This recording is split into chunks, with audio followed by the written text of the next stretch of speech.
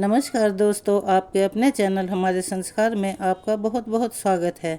या देवी सर्वभूतेषु शक्तिरूपेण संस्थिता नमस्तस्यै नमस्तस्यै नमस्तस्यै नमो नमः। चलिए एक बार मेरे साथ प्यार से बोलिए, जयकारा शेरावाली दा बोल सांचे दरबार की जय। अगर आप हमारे चैनल पर नए हैं और अभी तक आपने चैनल को सब्सक्राइब नहीं किया है तो प्लीज़ हमारे चैनल को सब्सक्राइब करें, वीडियो को लाइक करें, ज़्यादा से ज़्यादा शेयर करें ताकि यह जानकारी और लोगों तक भी पहुंच सके, इस कथा का और लोग भी लाभ प्राप्त कर सकें। बेल आइकन को दबाना ना भूलें ताकि हमारी आगे आने वाली वीडियो की जानकारी नोटिफिकेशन के ज़रिए आपको मिल जाया करे।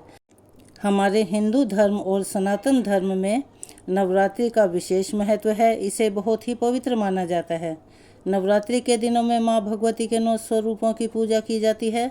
साल भर में कुल 4 बार नवरात्रि का पर्व मनाया जाता है, लेकिन लोग आमतौर पर 2 के बारे में ही जानते हैं, जिसमें एक चैत्र नवरात्रि और दूसरी शारदीय नवरात्रि आती है।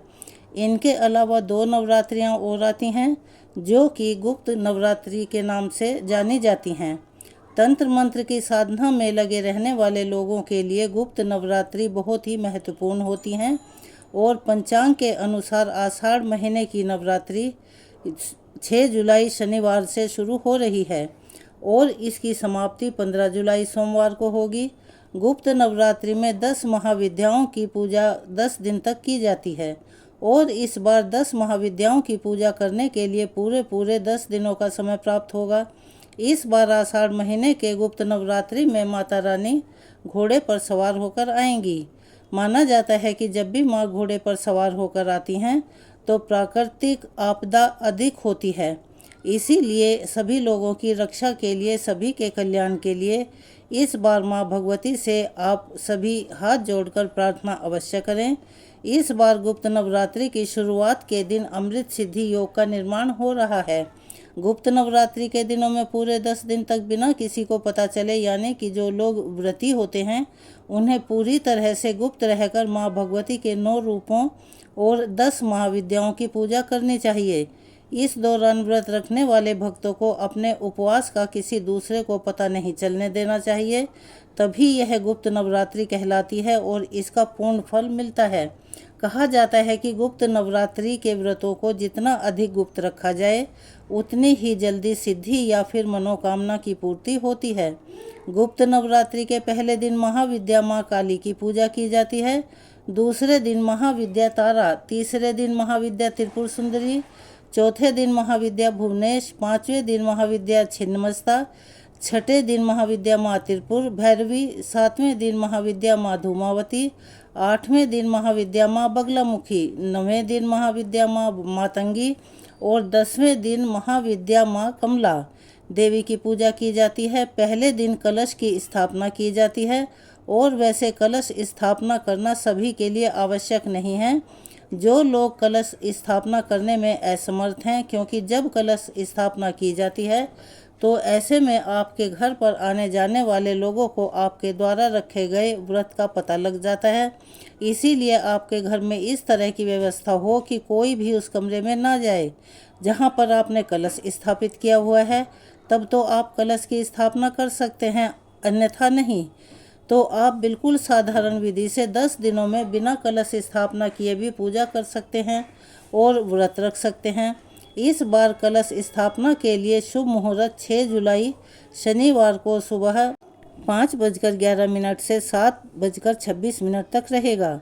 अगर किसी कारणवश इस मुहूर्त में आप कलश स्थापित नहीं कर सकते हैं तो आप सुबह 11 बजे से दोपहर 12 बजे के बीच में भी कलश की स्थापना कर सकते हैं। चलिए अब आपको सुनाते हैं महाविद्या माँ काली की कथा। क्योंकि आज गुप्त नवरात्रि के पहले दिन महाविद्या माँ काली की ही पूजा की जाती है, ऐसे में आपको किन किन बातों का ध्यान आज के दिन रखना चाहिए और किस प्रकार से महाकाली की पूजा करनी चाहिए।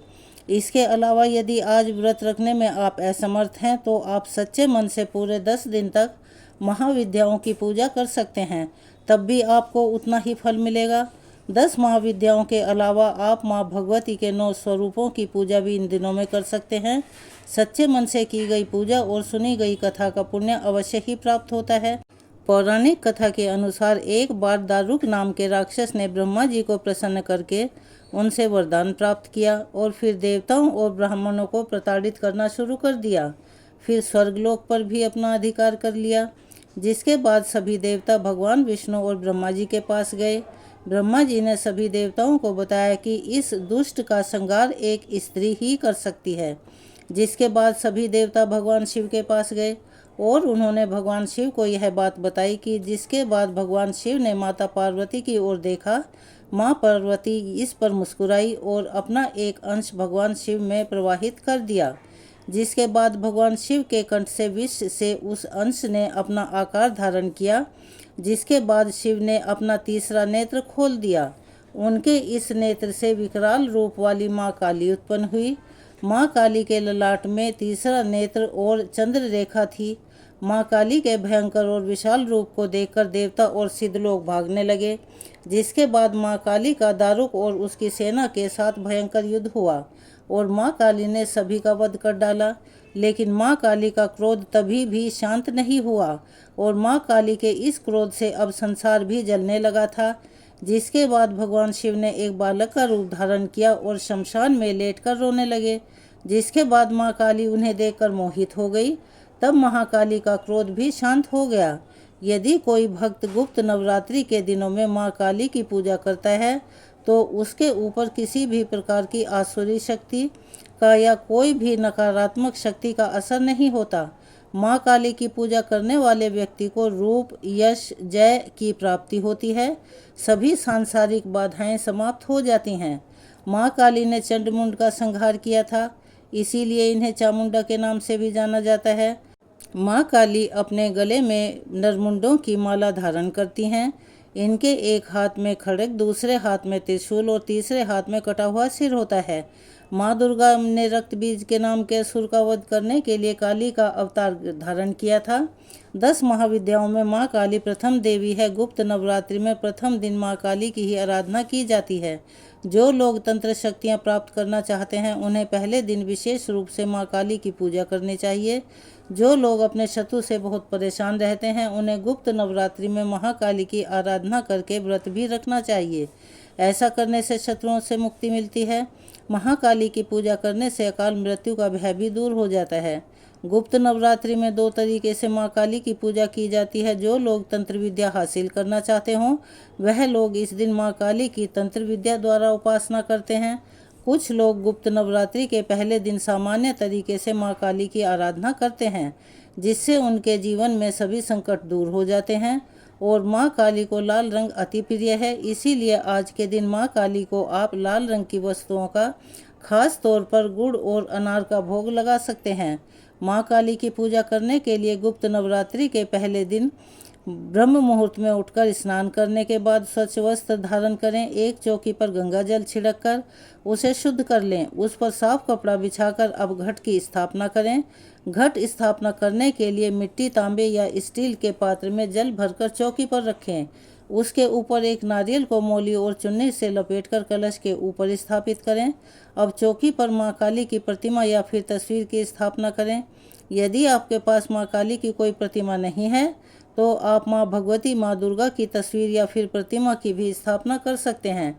माँ काली को अब रोली का तिलक लगाएं। तिलक करने के बाद माँ काली को लाल पुष्पों की माला, पुष्प, फल, मिठाई, नैवेद्य आदि अर्पित करें। पूरे विधि विधान के साथ मंत्रों का जाप करके माँ काली की पूजा करें। माँ काली के समक्ष घी का दीपक जलाएं और श्रद्धा अनुसार या काली के मंत्रों का जाप करें।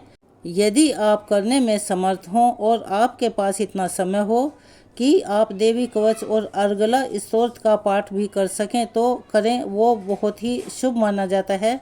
सबसे अंत में श्री सूक्तम का पाठ करना चाहिए। जिस आसन पर आप बैठते हैं उसका रंग भी अगर संभव हो तो लाल ही होना चाहिए। हाथ में पुष्प लेकर माँ काली की कथा सुनें या पढ़ें और कथा समाप्ति के बाद पुष्प को माँ के चरणों में अर्पित कर देना चाहिए। इस दिन आप दुर्गा सप्तशती का पाठ भी शुरू कर सकते हैं। माँ काली की कथा सुनने के बाद सबसे अंत में कपूर जलाकर आरती अवश्य करें। प्रसाद के रूप में मिठाई का भोग माँ को लगाएं। मिठाई अगर आपके पास नहीं है तो आप माँ को बतासे का प्रसाद भी चढ़ा सकते हैं। इस प्रसाद को परिवार के ही लोगों में बांट दें, अन्य किसी को ना दें और स्वयं भी प्रसाद ग्रहण करें। अब माँ काली से पूजा में हुई किसी भी प्रकार की गलती के लिए सच्चे मन से हाथ जोड़कर क्षमा भी मांगें।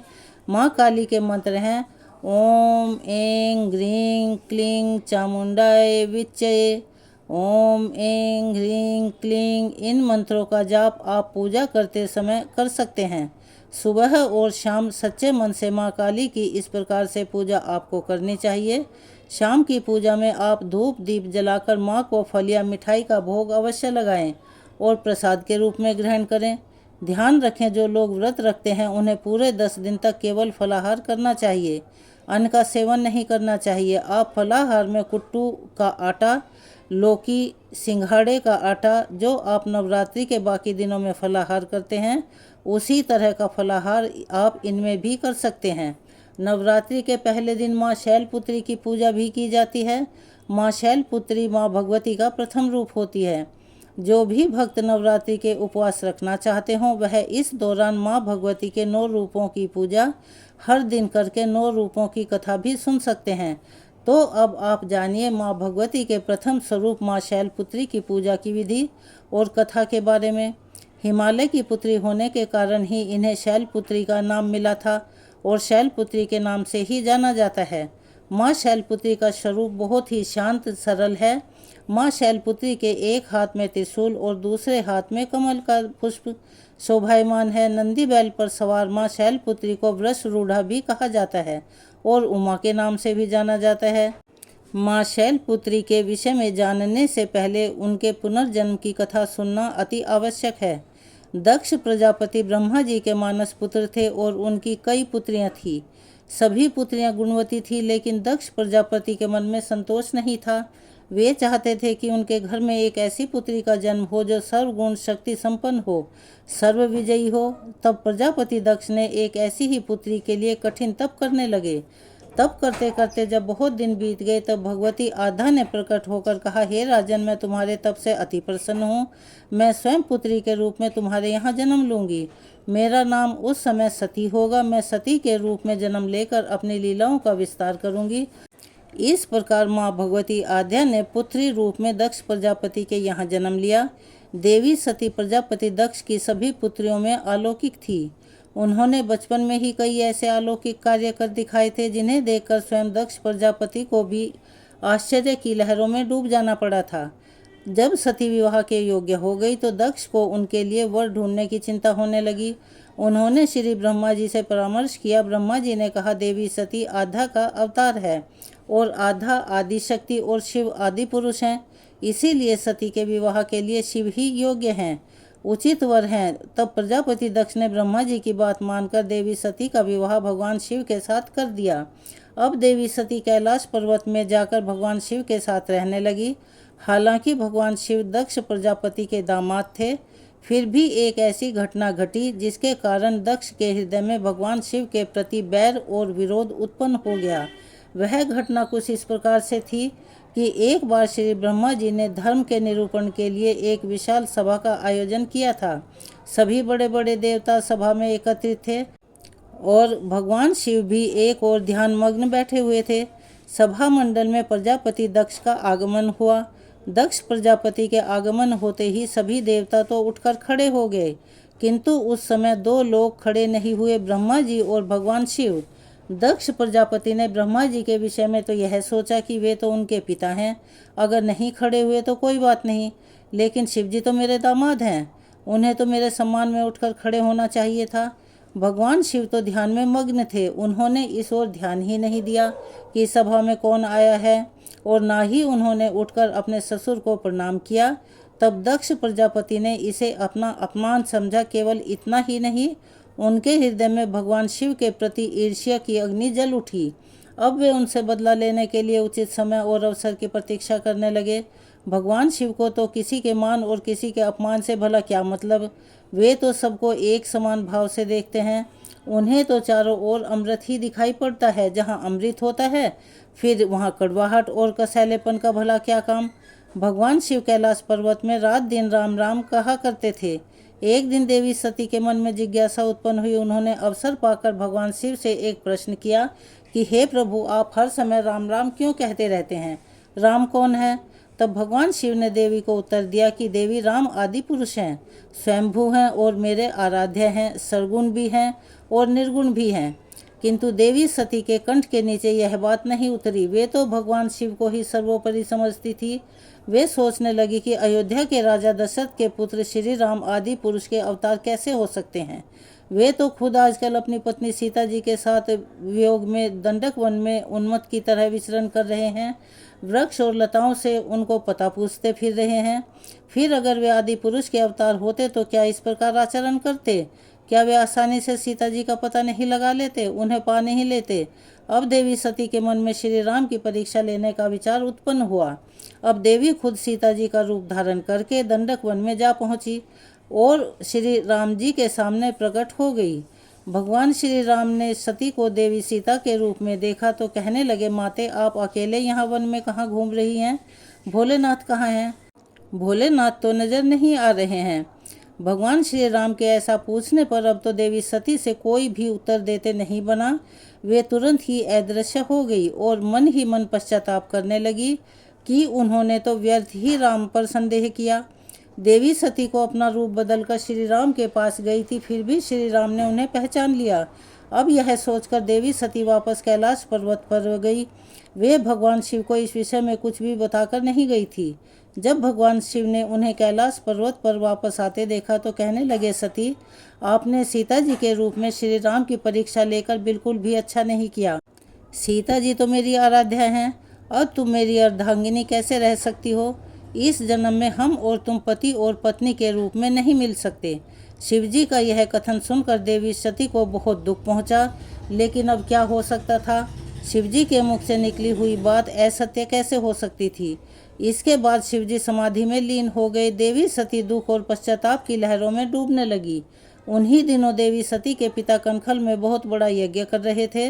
उन्होंने उस यज्ञ में सभी देवी देवताओं और मुनियों को आमंत्रित किया, किंतु शिवजी को निमंत्रण नहीं भेजा, क्योंकि उनके मन में शिवजी के प्रति ईर्ष्या जो भरी थी। कैलाश पर्वत पर जब देवी सती को यह पता चला कि उनके पिता बहुत बड़ा यज्ञ कर रहे हैं, तो उनका भी मन यज्ञ में सम्मिलित होने के लिए मचल उठा। उसी समय आकाश मार्ग से कई विमान उनके पिता के यहाँ होने वाले यज्ञ में जाते हुए दिखाई पड़े। देवी सती ने उन विमानों को देखकर भगवान शिव से पूछा कि प्रभु, यह सभी विमान किसके हैं और कहाँ जा रहे हैं? तब भगवान शंकर ने उन्हें बताया कि आपके पिता ने एक यज्ञ की रचना की है। देवता और देवांगनाएं इन विमानों में बैठकर उसी यज्ञ में सम्मिलित होने के लिए जा रहे हैं। तब देवी सती ने प्रश्न किया कि प्रभु, क्या मेरे पिता ने आपको यज्ञ में सम्मिलित होने के लिए निमंत्रण नहीं भेजा? भगवान शिव ने उत्तर दिया कि आपके पिता मुझसे बैर रखते हैं, फिर वे भला मुझे क्यों बुलाने लगे? देवी सती मन ही मन सोचने लगी, फिर बोली, हे नाथ, यज्ञ के अवसर पर मेरी बहनें भी जरूर आएंगी। उनसे मिले हुए मुझे बहुत दिन हो गए हैं। अगर आपकी आज्ञा हो तो मैं भी अपने पिता के घर जाना चाहती हूँ। यज्ञ में सम्मिलित भी हो लूँगी और अपनी बहनों से भी मिलने का सुअवसर मिल जाएगा। भगवान शिव ने देवी सती को समझाया कि देवी, इस समय वहाँ जाना उचित नहीं होगा। आपके पिता मुझसे बैर भाव रखते हैं। हो सकता है वे आपका भी अपमान करें और फिर बिना बुलाए किसी के घर जाना ठीक नहीं होता। किंतु देवी सती अपने मायके जाने के लिए हट करती रही। बार बार एक ही बात दोहरा रही थी और उनकी इतनी तीव्र इच्छा देखकर फिर भगवान शिव ने भी उन्हें जाने की आज्ञा दे ही दी।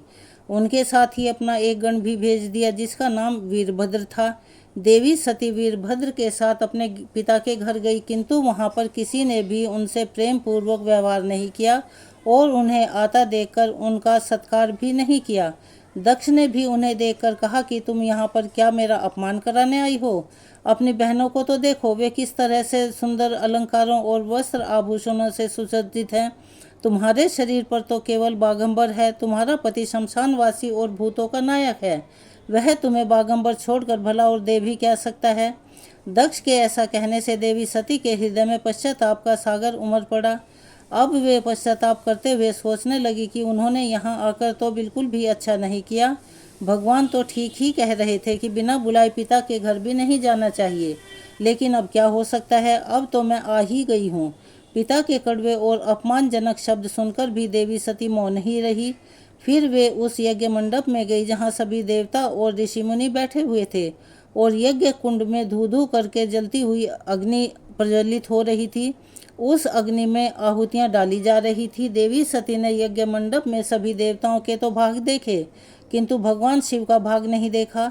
वे भगवान शिव का भाग न देखकर फिर अपने पिता से बोली कि हे पिता श्रेष्ठ, यज्ञ में तो सबके भाग दिखाई पड़ रहे हैं, किंतु कैलाशपति का कोई भाग नहीं है। आपने उनका भाग क्यों नहीं दिया? प्रजापति दक्ष ने बड़े गर्व से उन्हें बताया, पुत्री, मैं तुम्हारे पति को देवता नहीं समझता। अरे वह तो भूतों का स्वामी, नग्न रहने वाला और हड्डियों की माला धारण करने वाला है। वह देवताओं की पंक्ति में बैठने योग्य नहीं है, भला उसे कौन भाग देगा? यह सुनते ही देवी सती के नेत्र क्रोध से लाल हो गए, उनकी भौहें टेढ़ी हो गई और उनका मुखमंडल प्रलय के सूर्य की तरह दमक उठा।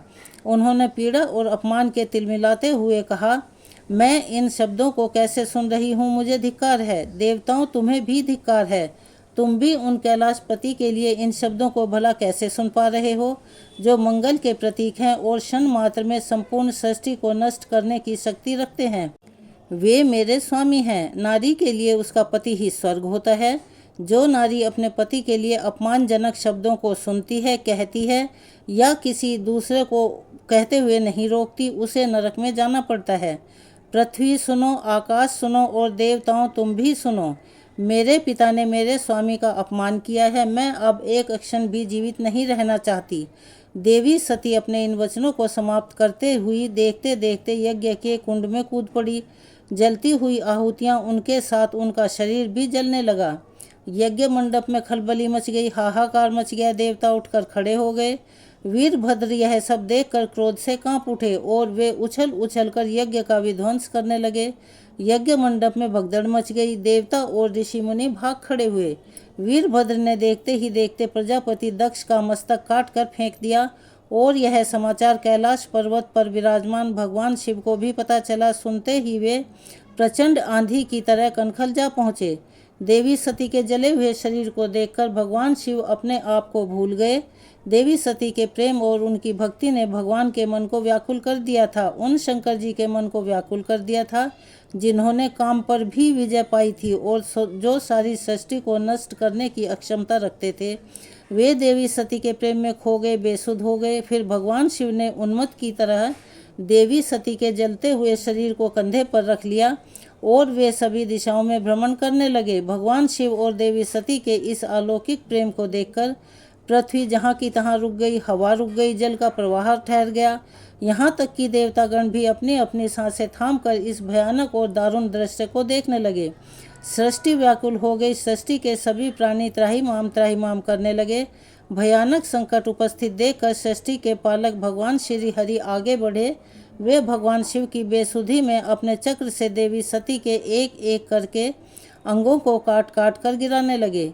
धरती पर 51 जगह पर देवी सती के अंग कट कट कर गिरे। देवी सती के जब सारे अंग कट कर गिर गए, तब भगवान शिव पुनः अपने आपे में आए। जब वे अपने आपे में आए तो पुनः सृष्टि के सारे कार्य दोबारा चलने लगे। धरती पर जिन 51 स्थानों पर देवी सती के अंग कट कर गिरे थे, वहीं स्थान पर आज शक्तिपीठ के नाम से जाने जाते हैं। आज भी उन स्थानों में देवी सती का पूजन होता है, उपासना की जाती है और इस प्रकार यज्ञ मंडप में अपने शरीर को भस्म करने के बाद देवी सती ने हिमालय के घर पर उनकी पुत्री के रूप में जन्म लिया था। हिमालय अर्थात शैलपुत्री होने के कारण ही उन्हें अगले जन्म में शैलपुत्री के रूप में पूजा जाने लगा। तो दोस्तों, यह थी शैलपुत्री माँ की कथा। अब सुने श्री महिषासुर मर्दिनी स्तोत्र का हिंदी अनुवाद।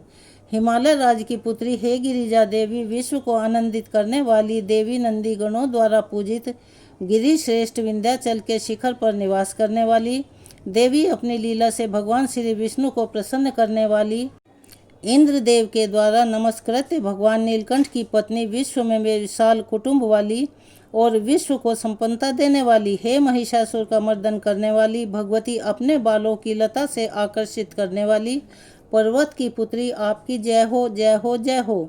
देवों को वरदान देने वाली, दुर्धरा और दुर्मुख असुरों को मारने वाली और स्वयं में ही हर्षित रहने वाली, तीनों लोकों का पोषण करने वाली, शंकर जी को संतुष्ट करने वाली, पापों को हरने वाली, घोर गर्जना करने वाली, दानवों पर क्रोध करने वाली, अहंकारियों के घमंड को सुखा देने वाली, समुद्र की पुत्री, हे महिषासुर मर्दन करने वाली, अपने बालों की लता से आकर्षित करने वाली, पर्वत की पुत्री, आपकी जय हो, जय हो, जय हो। हे जगत माता, मेरी माँ, प्रेम से कदम के वन में वास करने वाली, हास्य भाव में रहने वाली, हिमालय के शिखर पर स्थित अपने भवन में विराजित, मधु की तरह मधुर मधु कैटब का मद नष्ट करने वाली, महिष को विदीर्ण करने वाली, सदा युद्ध में लिप्त रहने वाली, हे महिषासुर का मर्दन करने वाली, अपने बालों की लता से आकर्षित करने वाली, पर्वत की पुत्री, आपकी जय हो, जय हो, जय हो। शत्रुओं के हाथियों की सूंड काटने वाली और उनके 100 टुकड़े करने वाली, जिनका सिंह शत्रुओं के हाथियों के सर अलग अलग टुकड़े कर देता है, अपनी भुजाओं के अस्त्रों से चंड और मुंड के शीश काटने वाली, हे महिषासुर का मर्दन करने वाली, अपने बालों की लता से आकर्षित करने वाली, पर्वत की पुत्री, आपकी जय हो, जय हो, जय हो।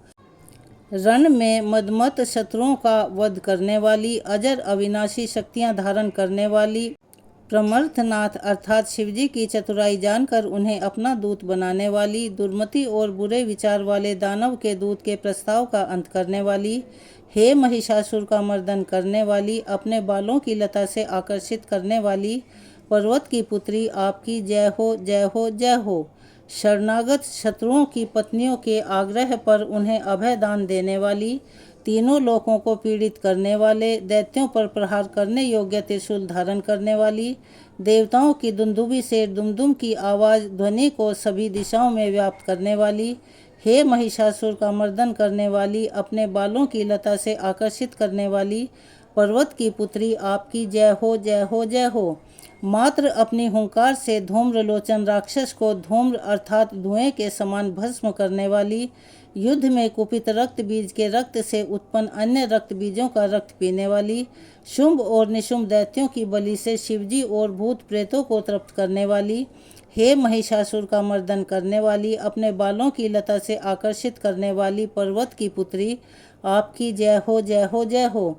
युद्ध भूमि में जिनके हाथों के कंगन धनुष के समान चमकते हैं, जिनके सोने के तीर शत्रुओं को विदीर्ण करके लाल हो जाते हैं और उनकी चीखें निकालते हैं, चारों प्रकार की सेनाओं, हाथी, घोड़ा, पैदल, रथ का संहार करने वाली, अनेक प्रकार की ध्वनि करने वाले बटकों को उत्पन्न करने वाली, हे महिषासुर का मर्दन करने वाली, अपने बालों की लता से आकर्षित करने वाली, पर्वत की पुत्री, आपकी जय हो, जय हो, जय हो। देवांगना के तत् था थई थई आदि शब्दों से युक्त भाव में नृत्य में मगन रहने वाली, कुकुत डड्डी विभिन्न प्रकार की मात्राओं वाले ताल वाले स्वर्गीय गीतों को सुनने में लीन, मृदंग की धुधुक धीमी धीमी आदि गंभीर ध्वनि सुनने में लिप्त रहने वाली, हे महिषासुर का मर्दन करने वाली, अपने बालों की लता से आकर्षित करने वाली, पर्वत की पुत्री, आपकी जय हो, जय हो, जय हो। जयकार करने और स्तुति करने वाले समस्त विश्व के द्वारा नमस्कृत्य अपने नूपुर के झंझुन और झिमझिम शब्दों से भूतपति महादेव को मोहित करने वाली, नटी नटों के नायक अर्धनारीश्वर के नृत्य से सुशोभित, नाट्य में लीन रहने वाली, हे महिषासुर का मर्दन करने वाली, अपने बालों की लता से आकर्षित करने वाली, पर्वत की पुत्री, आपकी जय हो, जय हो, जय हो। आकर्षक कांति के साथ अति सुंदर मन से युक्त और रात्रि के आश्रय अर्थात चंद्रदेव की आभा को अपने चेहरे की सुंदरता से फीका करने वाली, काले भंवरों के समान सुंदर नेत्रों वाली, हे महिषासुर का मर्दन करने वाली, अपने बालों की लता से आकर्षित करने वाली, पर्वत की पुत्री, आपकी जय हो, जय हो, जय हो। महायोद्धाओं से युद्ध में चमेली के पुष्पों की तरह कोमल स्त्रियों के साथ रहने वाली तथा चमेली की लताओं की तरह कोमल भील स्त्रियों से जो झिंगूर के झुंड की तरह घिरी हुई हैं, चेहरे पर उल्लास से उत्पन्न उषा काल के सूर्य और खिले हुए लाल पुष्प के समान मुस्कान वाली, हे महिषासुर का मर्दन करने वाली, अपने बालों की लता से आकर्षित करने वाली, पर्वत की पुत्री, आपकी जय हो, जय हो, जय हो।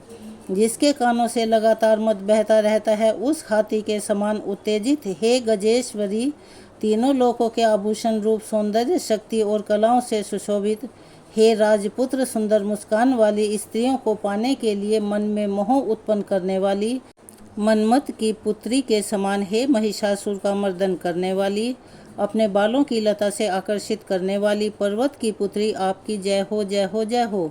जिनका कमल दल के समान कोमल, स्वच्छ और कांति से युक्त मस्तक है, हंसों के समान जिनकी चाल है, जिनसे सभी कलाओं का उद्भव हुआ है, जिनके बालों में भंवरों से घिरे कुमुदनी के पुष्प और बकुल पुष्प सुशोभित हैं, उन महिषासुर का मर्दन करने वाली, अपने बालों की लता से आकर्षित करने वाली पर्वत की पुत्री जय हो, जय हो, जय हो। जिनके हाथों की मुरली से बहने वाली ध्वनि से कोयल की आवाज़ भी लज्जित हो जाती है, जो खिले हुए फूलों से रंगीन पर्वतों से बिछड़ी हुई पुलिन जनजातियों की स्त्रियों के साथ मनोहर गीत गाती हैं, जो सद्गुणों से संपन्न सबरी जाति की स्त्रियों के साथ खेलती हैं, उन महिषासुर का मर्दन करने वाली, अपने बालों की लता से आकर्षित करने वाली पर्वत की पुत्री आपकी जय हो, जय हो, जय हो। जिनकी चमक से चंद्रमा की रोशनी फीकी पड़ जाए, ऐसे सुंदर रेशम के वस्त्रों से जिनकी कमर सुशोभित है, देवताओं और असुरों के सर झुकने पर उनके मुकुट की मणियों से जिनके पैरों के नाखून चंद्रमा की तरह दमकते हैं, और जैसे सोने के पर्वतों पर विजय पाकर कोई हाथी उन्मत्त हो जाता है, वैसे ही देवी के उरोज कलश की तरह प्रतीत होते हैं। ऐसी है महिषासुर का मर्दन करने वाली, अपने बालों की लता से आकर्षित करने वाली पर्वत की पुत्री आपकी जय हो, जय हो, जय हो। सहस्त्र दैत्यों के सहस्त्र हाथों से सहस्त्र युद्ध जीतने वाली, सहस्त्र हाथों से पूजित सुर तारक उत्पन्न करने वाली, उसका तारकासुर के साथ युद्ध कराने वाली, राजा शरत और समाधि नामक वैश्य की भक्ति से समान रूप से संतुष्ट होने वाली, हे महिषासुर का मर्दन करने वाली, बालों की लता से आकर्षित करने वाली पर्वत की पुत्री आपकी जय हो, जय हो, जय हो। जो भी आपके दयामय पद कमलों की सेवा करता है, हे कमले, वह व्यक्ति कमल निवास कैसे ना बने। हे शिवे, आपके पद कमल ही परम पद हैं, उनका ध्यान करने पर भी परम पद मैं कैसे नहीं पाऊंगा। हे महिषासुर का मर्दन करने वाली, बालों की लता से आकर्षित करने वाली पर्वत की पुत्री आपकी जय हो, जय हो, जय हो। सोने के समान चमकते हुए नदी के जल से जो आपके रंग भवन में छिड़काव करेगा, इंद्राणी के वक्ष से आलिंगन होने वाले इंद्र के समान सुख पाएगा। हे महासरस्वती, आप में मांगल्य का निवास है, मैं आपके चरणों की शरण लेता हूँ। हे महिषासुर का मर्दन करने वाली, बालों की लता से आकर्षित करने वाली पर्वत की पुत्री आपकी जय हो, जय हो, जय हो। आपका निर्मल चंद्र समान मुख चंद्रमा का निवास है, जो सभी अशुद्धियों को दूर कर देता है। नहीं तो क्यों मेरा मन इंद्रपुरी की सुंदर स्त्रियों से विमुख हो गया। मेरे मत के अनुसार आपकी कृपा के बिना शिव नाम के धन की प्राप्ति कैसे संभव हो सकती है। हे महिषासुर का मर्दन करने वाली, बालों की लता से आकर्षित करने वाली पार्वती की पुत्री आपकी जय हो, जय हो, जय हो। हे दीनों पर दया करने वाली उमा, मुझ पर भी दया कर ही दो। हे जगत जननी, जैसे आप दया की वर्षा करती हो, वैसे ही तीरों की भी वर्षा करती हो। इसीलिए इस समय जैसा आपको उचित लगे वैसा करो, मेरे पाप और ताप दूर कर दो। हे महिषासुर का मर्दन करने वाली, बालों की लता से आकर्षित करने वाली पर्वत की पुत्री आपकी जय हो, जय हो, जय हो। यह थी आज पहले गुप्त नवरात्रि की माँ काली की पूजा विधि और कथा के बारे में जानकारी। कल की पूजा विधि और कथा जानकारी लेकर हम अगली वीडियो में आएंगे। कृपया उस वीडियो का इंतज़ार ज़रूर करें। अगर आप हमारे चैनल पर नए हैं और अभी तक चैनल को सब्सक्राइब नहीं किया है तो प्लीज़ हमारे चैनल को सब्सक्राइब करें, वीडियो को लाइक करें, ज़्यादा से ज़्यादा शेयर करें ताकि यह जानकारी और लोगों तक भी पहुंच सके। बेल आइकन को दबाना ना भूलें ताकि हमारी आगे आने वाली वीडियो की जानकारी आपको नोटिफिकेशन के ज़रिए मिल जाया करे। अपना सहयोग और प्यार हमें ऐसे ही प्रदान करते रहें। कमेंट्स बॉक्स में माँ काली की जय हो, शैलपुत्री की जय हो लिखना ना भूलें। धन्यवाद।